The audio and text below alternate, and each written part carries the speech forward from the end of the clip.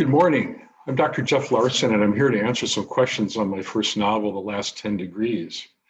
So recently I had a book launch, and during the book launch, I had several questions that might be interesting to you. The first question was, where did the idea for the book come from?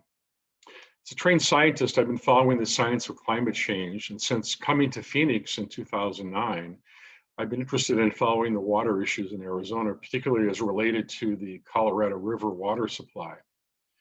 And I wanted to imagine what might happen in the future if we continued on with our current way of thinking about our water supply here in the Southwest. Everybody's seen the bathtub rings around Lake Powell and Lake Mead, which show how far the levels have dropped in those main reservoirs. So a book that focused on those areas of the water supply made good sense to me.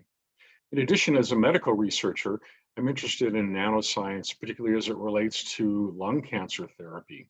And as a reader of Michael Crichton, I wanted to write something that included potential dangers and warnings about future technologies. So I thought I would focus on nanoscience. So the book's really two stories in one, a book about climate change that's currently ongoing, and another story about a medical invention. The two stories come together in the middle of the book, but I won't tell you how. You have to read the book to find out. So some people ask, when did I begin the book and how long did it take?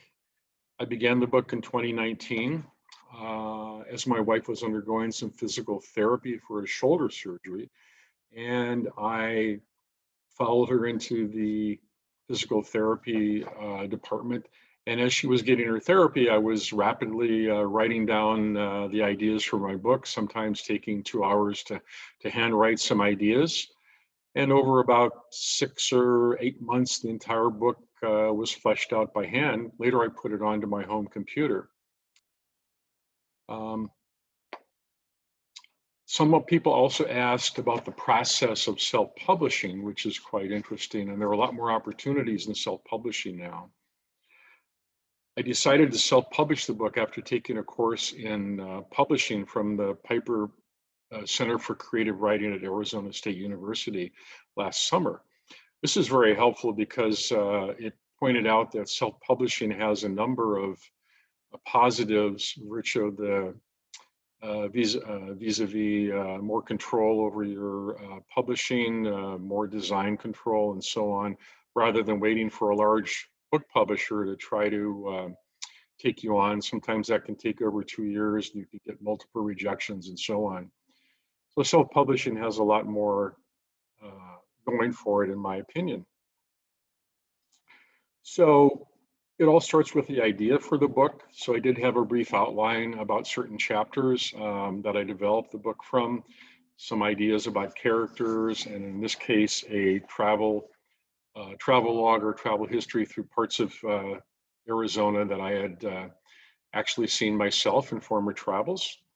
Once I wrote some chapters by hand, I put them on Word in my old computer.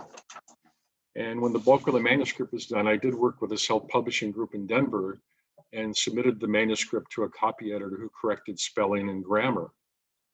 After copy editing, I sent the manuscript to a layout person who did the internal layout for the book, designed chapter headings and so on. She also designed the cover and the back cover. The metadata for the book, which includes ISBN number, copyright, and so on, was done through my self-publishing consultant, who also helped find a graphic artist to design my travel map near the front. Lastly, when I was satisfied with the book, the layout person sent the manuscript to Amazon through Kindle Direct, who will publish on demand. So the whole process took me about 2 years. Part-time was a considerable investment in time, but I'm quite happy with the outcome. Another question people had in the virtual book launch was they asked, how close do I think the book parallels the current water situation or future situation in the Southwest? Well, after the drought contingency plan was formulated here in 2019, which is a plan to keep more water in Lake Mead and to prevent it from reaching lower levels, I can say I'm somewhat skeptical about the ability of politicians to prevent our future water shortages. Too many reservoirs for the CAP Canal, Lake Powell, Lake Mead are currently about 38% to 40% full. And with climate warming in the Southwest about 19 years into a prolonged drought, I'm indeed skeptical.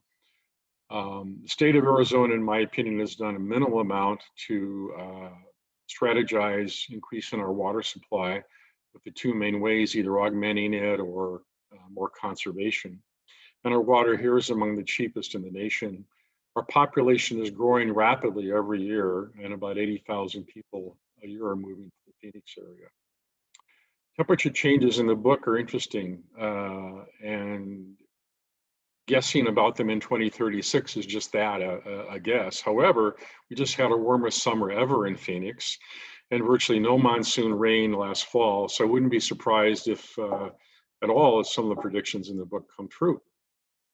Well, thank you for attending the talk, and be sure to visit my website, jefflarsonauthor.com.